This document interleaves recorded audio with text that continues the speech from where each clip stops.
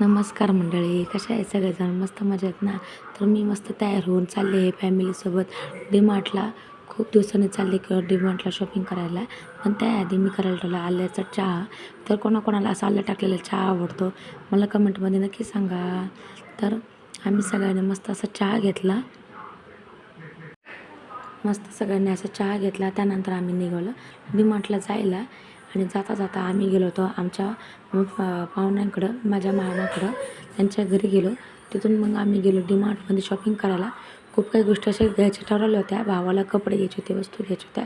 त्यातूनच निम्म्या वस्तू घेतल्या. काही गोष्टी आम्हाला आवडल्या नाही तर आम्ही किरकोळ वस्तू घेऊन घरी आलो. तर काय घेतलं तुम्हाला दाखवते. 2-3 तासाच्या शॉपिंगमध्ये आम्ही घेतलं.